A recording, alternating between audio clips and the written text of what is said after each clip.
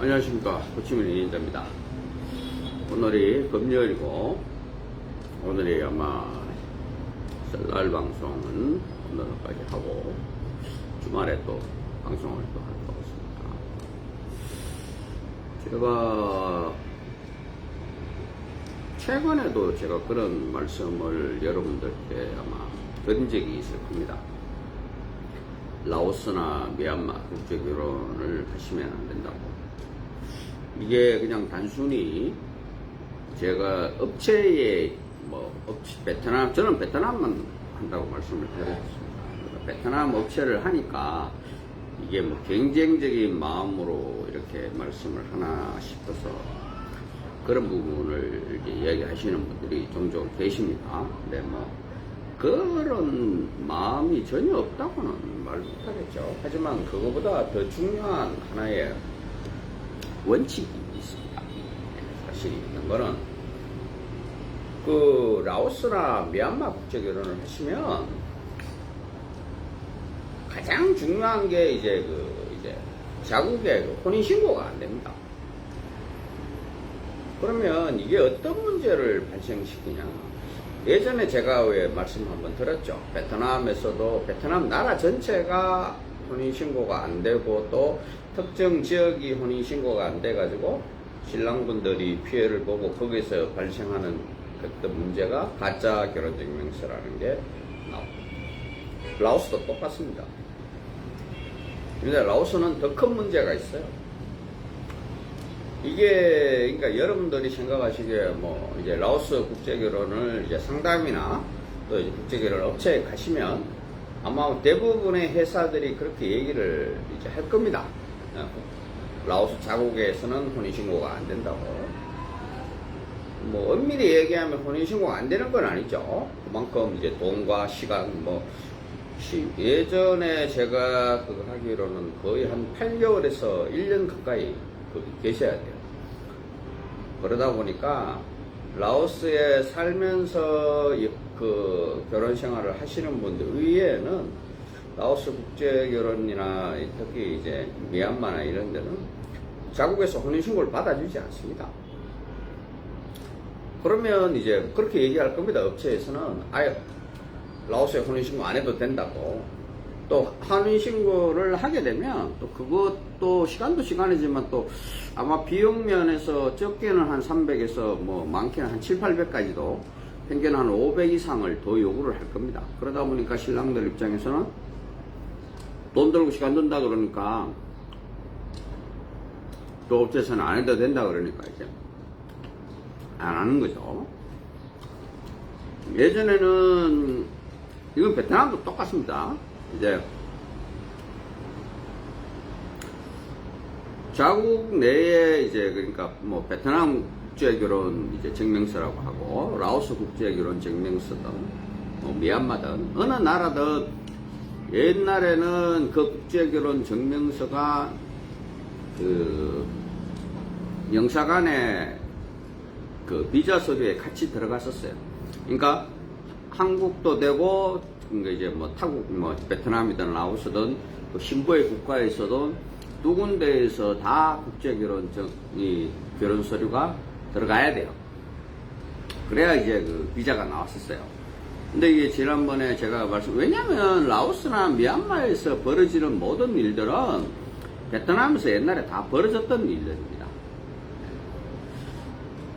이제 그렇게 되다 보니까 이제 제가 말씀드렸잖아요. 그때 호치민에서도 국제결혼 이제 가짜 서류들이 꽤 많이 발견됐습니다.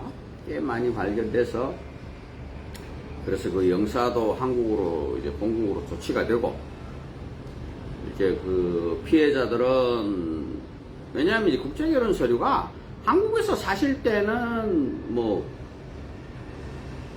신부님이 국적을 딸 때 말고는 뭐 또 특히나 지금은 이제 그렇지도 않죠. 이중 국적을 이제 인정을 하니까 필요가 없어요. 예, 뭐 베트남에 혼인신고가 돼 있던 라오스에 혼인신고가 돼 있던 신랑과는 전혀 상관이 없어요. 근데 이게 문제가 발생되는 부분이요. 제일 첫 번째가 이제 문제가 발생되는 게 베트남에 와서 신랑분들이 정상적으로 비자를 얻지 못합니다. 왜냐하면 베트남에 이 여자분은 초혼으로 되어 있고 다른 뭐 좀 심하게 얘기하면 다른 사람 부인으로 되어 있을 수도 있는 거예요. 결혼 비자가 안 나와요. 이런 문제가 발생이 되고, 그래서 이제 그때 이제 보면 이제 법이 바뀌었어요. 법이 바뀌어서 뭐 그 국제 결혼 이제 서류를 진위 여부를 이제 영사관에서 이제 확인을 해요. 확인을 하는데 뭐 잘 알다시피 그거를 베트남에서 그렇게 빨리빨리 해주나요? 그러다 보니까 그거 확인하는 데만 막 2달, 석 달 또 안 되면 계속 확인이 안 들어와요. 그러면 뭐 어쩔 수 없이 나중에는 막 석 달, 넉 달 지나서 이제 결혼 비자를 주고 이러다 보니까 결혼 그 비자법을 바꿔서 한국에 혼인신고가 돼 있으면 여기 베트남에 혼인신고, 왜냐면 또 그런 것도 가능은 하겠죠. 왜냐면 이제 그분이 베트남에서 사는 게 아니라 한국으로 들어오는 거기 때문에 한국의 혼인신고가 이제 중요하다고 생각을 하죠. 그래서 이제 그게 이제 베트남의 혼인신고를 하지 않아도 한국의 혼인신고가 되면 비자를 주는 걸로 바뀌었습니다. 근데 이게 이제 탁상행정이라는 얘기가 나오는 거예요. 이게 어떤 문제가 발생하는지 그 사람들 조금만 생각해보면 알 수 있을 건데, 그렇게 바꿨어요. 지금 이거를 이제 라오스나 미얀마나 이제 이런 나라들이 그 방식으로 해요. 그러니까 뭐 한국에 이제 자국에는 혼인신고를 하지 않고 한국에 이제 혼인신고를 해요. 혼인신고를 해서 그 이제 호적에 올라가 있는 서류 가지고 비자 F1 그 식스 비자를 이제 신청을 하는 거죠. 근데 이게요, 죄송하지만 이거 큰일 날 일입니다. 이러시면 안 돼요. 이렇게 비자를 줘서는 안 됩니다. 제일 첫 번째요, 이제 이거를 그냥 단순히 신랑들은 뭐 한국에 혼인신고가 안 돼 있어도 내가 여기 베트남이나 라오스에 혼인신고가 안 돼 있어도 한국에 혼인신고가 돼 있고 이게 신부들이 뭐 돌아오니까 이게 무슨 상관이냐. 그냥 신랑들은 그렇게 생각하실 수 있어요. 왜냐? 뭐 이거에 대한 전문가들이 아니잖아요. 그럼 자기 혼자 뭐 일이니까. 여기서 문제가 발생이 되는 게요, 제일 첫 번째, 공무원들, 이 법을 거하시는 분들이 이거 빨리 바꾸셔야 돼요. 제일 첫 번째, 이 여성이 자국에서는 미혼인 상태거나 아니면 다른 사람의 와이프로 되어 있는 거예요. 알 수가 있나요? 또 좀 심한 경우 최악을 말씀드려 볼까요? 신부가 한국에 왔어요. 한국에 와서 한두 달 살아보니까 뭐 신랑이 좀 그래요. 그러면 뭐 그 신랑하고 이혼하고 그러고 나서 다시 이제 뭐 그 라오스로 가서 뭐 이렇게 하고 하면 되겠죠. 근데 최악은 뭐냐? 그냥 집에 있는 뭐 폐물이나 귀중품 싹, 또 아니면 바깥에 나가서 일하다가 그냥 라오스로 돌아와 버려요. 그러고는 당연히 다른 국가의 남자들이나 라오스 사람하고는 당연히 결혼할 수 있습니다. 왜냐? 미혼이잖아요. 근데 더 심한 건 뭔지 아세요? 한국 사람하고도 또 결혼돼요. 이게 좀 놀라운 사실인데 한국에 있는 업체에서 그거를 얘기를 안 할 겁니다. 근데 할 수 있습니다. 할 수 있어요. 왜 이걸 할 수 있냐면, 자, 생각해 보세요. 라오스에 미혼으로 돼 있잖아요. 그러니까 한국에 왜 이런 문제들이 발생이 되냐면, 한국에 라오스에서 한국 사람하고 결혼해서 한국으로 나올 수 있을 정도면 상당히 미인입니다. 라오스도 국제결혼 시장이 그렇게 크지를 않아요. 제가 국제결혼 시장이 컸으면 제가 라오스나 미얀마에 했을 수도 있겠죠. 근데 그리고 한국 사람들이 원하는 그 이제 여성의 뭐 얼굴 뭐 이런 것들은 뻔하거든요. 예. 한국 사람처럼 닮았으면 좋겠는 게 제일 첫 번째고요. 그러다 보면 그 여성이 또 다른 한국 남자를 만나서 결혼할 수 있다. 자, 그러면 뭐 한국에 있는 신랑들이나 또 모르는 업체들은 업체도 몰라요. 아, 그게 어떻게 가능하냐고 그러죠. 가능하죠. 라오스에서 국제 결혼을 라오스 여성이 한국에서 그 결혼 서류를 하려면요, 라오스 영사관에다가 이제 이 신부가 이제 그 뭐라 그러죠, 이제 한국에서 결혼할 수 있다는 그 사실을 인정을 받아야 되거든요. 근데 아까도 말했다시피 라오스 여성분들이나 미얀마 여성분들이 그 뭐라 그러죠, 이제 자국의 미혼으로 되어 있는 거예요. 왜? 앞전에 혼인신고를 안 했으니까. 미혼으로 되어 있으니까. 그러면 결혼 미혼 성명서니 뭐 호적이니 여건이니, 여건은 이제 왔다 하고 다른 여건으로 바꾸면 돼요.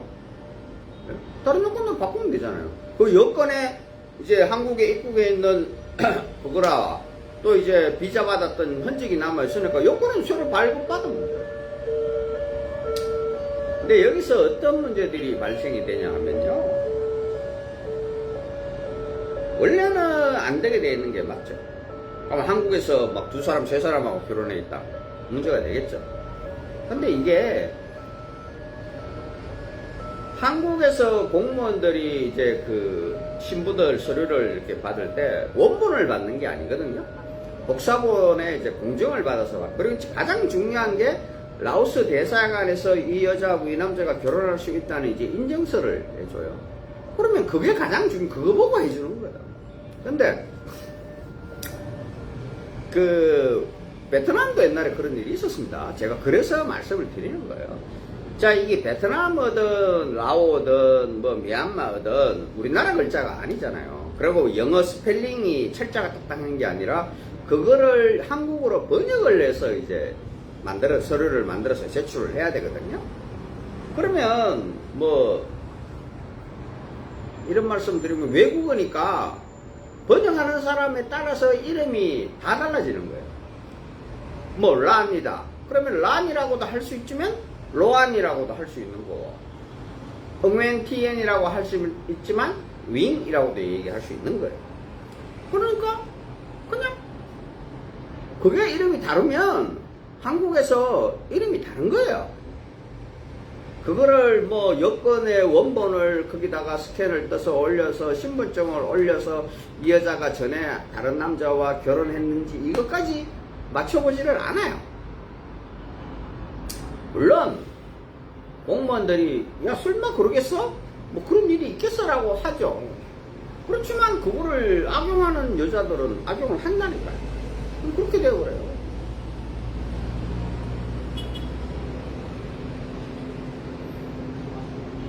또 못한 얘기로 한국에서 부부가 살다 보면 좀 싸울 수가 있잖아요. 그러면 이제 뭐 여자가 라오스나 이렇게 와요. 와가지고 뭐 옛날 남자친구나 옛날 뭐 친구들 만나서 뭐 이런저런 얘기하다가 어떻게 술 한잔 먹고 이렇게 해가지고 잘못 사고를 쳤어요. 그러면 한국에는 한국 남편이 있고 라오스에는 라오스 남편이 또 있게 되는 거예요. 근데 이제 거기서 만약에 애가 태어났다 그러면 애도 거기 놔두고 와가지고 애 이제 학교를 보내야 되니까 이 남자하고 이제 혼인신고를 하게 되는 거죠, 라오스에서. 그럼 이제 애는 이제 남자 보조기 올려가지고 이제 학교를 가면 되는 거니까. 그런 경우 없다고 말씀하실 수 있어요? 발생합니다. 예, 발생해요. 그래서 제가 하지 말라는 거고, 미얀마는 그런 문제도 있지만 그거보다 더 큰 원인의 문제는 한국으로 나가기가 힘들어요. 아니, 여러 가지 핑계를 댑니다.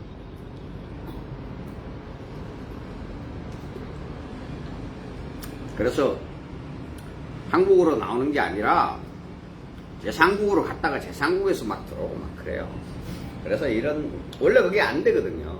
그러다 보니까 뭐 공항에서 못 나가게 브레이크 걸면 뭐 그걸 뭐 첨부를 주니 뭐 어쩌니 이제 이래가지고 그걸 이제 풀고 어쩌고 저쩌고 뭐.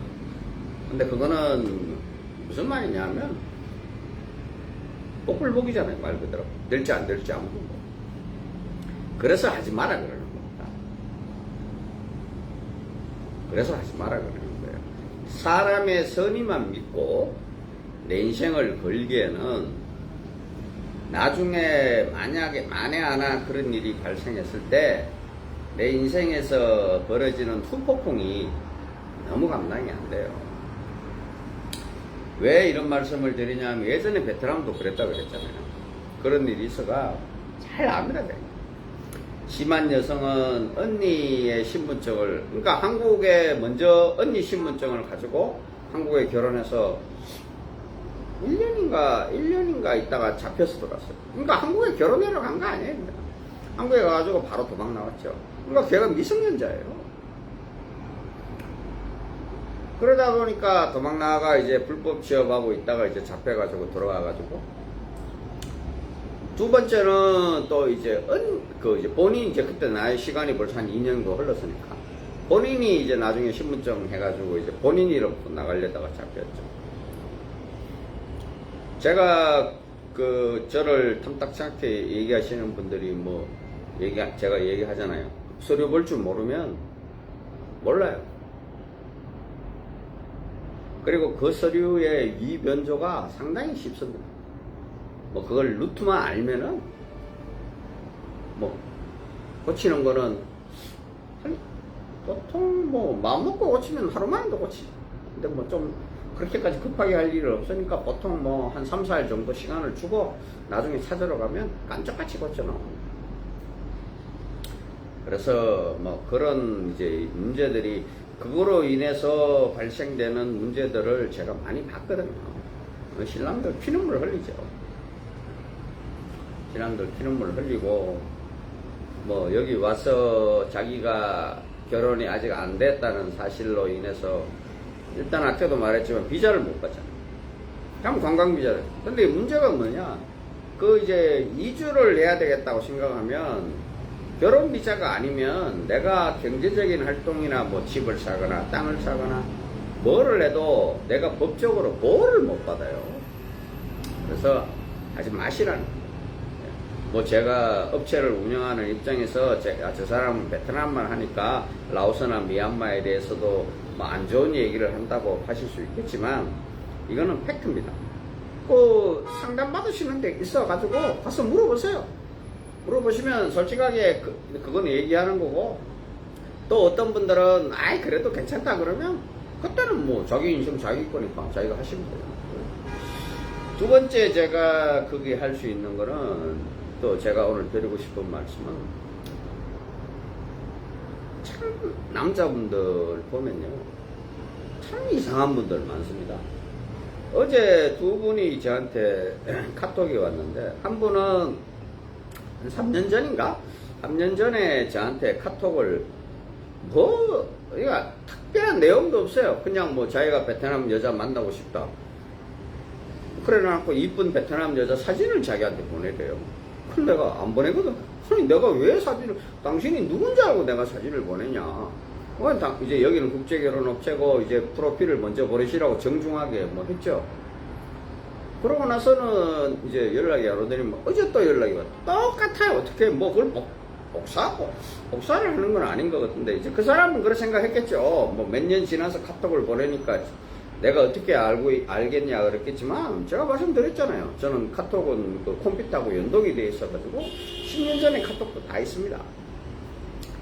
그래서 제가 또 한 분은 그분은 좀 더 그보다 더 오래되셨는데 더 뜬금없어요. 그때도 그러더니만 나 오늘 간다 그러고 예? 이러니까 베트남 여자친구 만나러 간다고 저한테 자랑하면서 벌써 안무는 안 궁금이라고 내가 안 물어봤고 안 궁금하니까 이제 그런 이제 자기는 심심해서 그랬는지 아니면 초등학생인지 모르겠지만 그런 남자분도 많아요. 그리고요 사람 쉽게 안 변합니다. 업체도 마찬가지로 쉽게 안 변합니다. 한 10년 전에도 제가 말씀드렸잖아요. 한 10년 전, 몇 년 전부터 저한테 상담하시는 분들이 있는데, 아직까지 그냥 그러고 계세요. 어떤 분은 한 1, 2년 되셨나? 그분은? 최근에 저한테 그러더라고요. 최근에 올라오는 여성들의 사진이 마음에 안 든대요. 그래서 뭐 어쩌라고요? 내가 자기 마음에 드는 사진을 거기다 올려야 됩니까?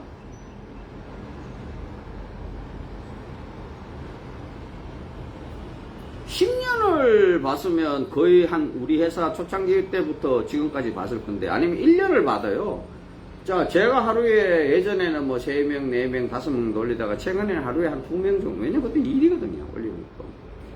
그 베트남어로, 한국어로 번역해야 되죠. 그 확인해야 되죠. 뭐 이러면 그것도 일이에요. 어떤 분은 뭐 가끔가다 오타가 있으면 이런 것도 하나 안 보냐 그러지만, 핸드폰으로 이렇게 하다 보니까 오타도 생깁니다. 좀 이해하시고 보시면 되죠.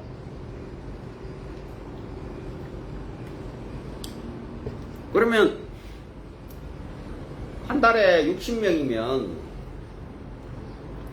1월달에 하면 최하 500명에서 600명, 심하면 한 1000명 가까이 되잖아요. 그 정도의 여성을 보시고 마음에 드는 여성이 없다?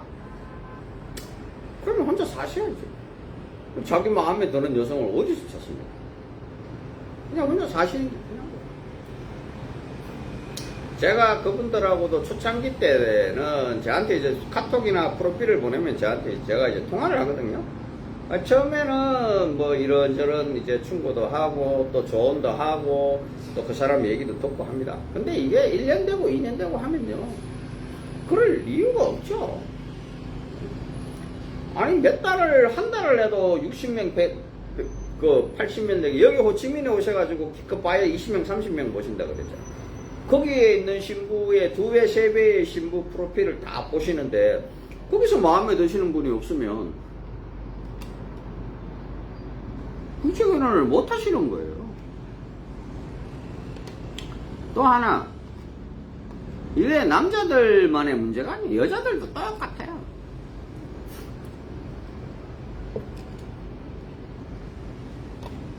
뭐 한국에 계시는 분 이렇게 뭐 마음에 든다고 프로필 전해달라, 이분 마음에 든다고 프로필 전해달라는 남자분들이 있습니다. 있는데 전하면 어떤 여성들은요, 자기 처지는 생각도 안 합니다. 자기는 재혼에 애까지 있으면서 나이가 30이 넘었으면서 50대 남자는 싫은 거죠.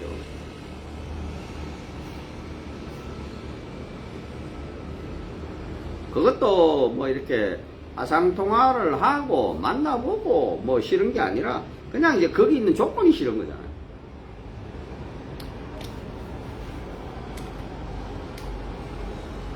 그런 여성분들 한 달, 2달만 지나면요 묻혀요. 아니 새로운 여성들이 계속 올라오는데 뭐 회사에서도 그 여성을 어떻게 추천하지도 않을 뿐더러 누가 찾겠냐고.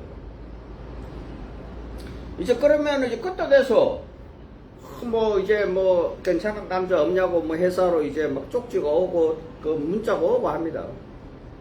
아무 소리 안 하죠.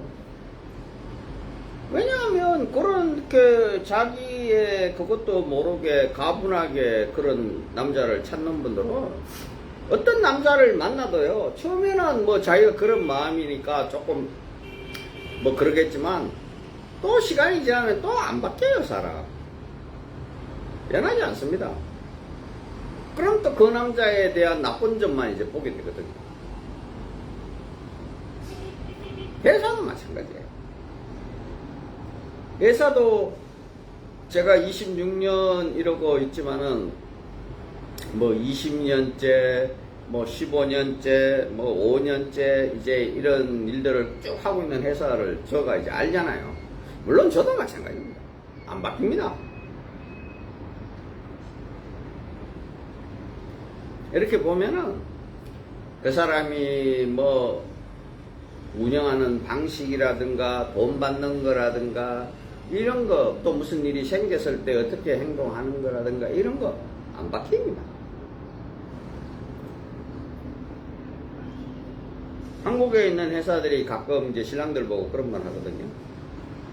신랑들이 이제 카톡으로 신부들하고 막 대화를 하는데 뭐 연락도 잘 안 하고 뭐 대답도 높고 이러면 이런 거에 대해서 문제 제기를 하면 열이면 한 8의 한국에 있는 업체들은 그런 얘기 합니다. 베트남이 있어서 그렇다. 한국에 들어오면 바뀐다. 걱정하지 마시래요. 천만의 말씀입니다. 안 바뀐다. 더하면 더했죠. 왜냐? 그렇게 해도 아무 문제 없이 한국에 들어왔잖아요. 그러니까 바뀔 이유가 뭐 있어요? 그리고 참고로 제가 하나 말씀을 드리면은 왜 보통의 이제 유튜브 회사들이 뭐 이렇게 이런 신부 뭐 파혼했습니다 하고 걸러냈습니다 하고 뭐 이렇게 이제 뭐 신랑들하고 방송을 하고 이런 부분들이 있죠. 물론 이게 이제 모르시는 분들이 보면 축구회사 양심적으로 일 잘하네, 뭐 괜찮네 이제 이렇게 합니다. 근데 그 내막은 그러니까 열에 한 8은 안 그렇습니다. 한둘은 뭐 그렇게 무슨 말이냐 하면 열에 8은 왜 얼마 전에 저도 한번 그런 영상을 봤는데 신랑들 몇 사람이 뭐 이렇게 해서 우리 회사에서는 이 여성분들을 안 내보내겠습니다 뭐라고 얘기를 하니까 신랑들이 놀래서 뭐 그런 게 아니라 신랑들이 알고 있는 거죠. 쉽게 말하면 신랑들도 짐작하고 느낌이 있어요. 그럼 뭐 이거 왜 그러냐? 중간에 회사에서 할 만큼 다 해보는 거예요, 신부들은. 협박도 해보고 엇박 지르기도 해보고 달래도 보고 다 했는데 안 변하는 거예요, 여자들이. 안 변하니까 회사 입장에서 그나마 그래? 그러면 이제 이거를 어떻게 그래도 이제 회사에 좀 유리하게 이용을 해야 될 거 아니에요. 왜냐면 회사 입장에서도요, 물론 그 뭐 생활비 주고 이런 거야 신랑들이 준 거지만 회사 입장에서도 그동안에 공부시키고 밥 먹이고 식사 아무것도 못 받거든요. 그거 억울하잖아요. 그래서 그냥 그런 이제 자료라도 남기는 거예요. 대부분 그런 경우에 남자들이 먼저 알죠. 그리고 남자들이 이제 거기는 보니까 중간에 또 이제 한국에 업체가 있는 것 같더라고요. 그러면 이제 한국에 있는 왜냐하면 그 신랑들하고 그 여기 현지에 있는 에이전시하고 뭐 이야기할 수도 있겠지만 굳이 얘기를 안 해도 되거든요. 왜냐하면 한국에 또 업체가 있으면 신랑들이나 한국 업체 사장들 보기에 약간 이제 그럴 수가 있죠. 그러면 뭐 에이전시는 한국 업체하고 이야기되면 한국 업체가 이제 신랑들하고 얘기를 하는 거니까 이제 그래 된다는 거예요. 그래서 잘 안 바뀝니다, 사람은. 뭐 어떤 분은 신부한테 엄청 잔소리를 해요. 왜 그러시냐고 물어보면 이제 잘 못하니까 모르니까 가르쳐서 이제 바꾸려고 하는 거죠. 근데 제가 그래요. 그러지 마시라고. 안 바뀐다고. 잘 알아도 안 바뀝니다. 한국의 여성분하고 뭐 오래 뭐 연애를 하거나 뭐 또 아니면 결혼 생활을 해서 이혼을 하신 분들 아마 돌아보시면 아실 거예요.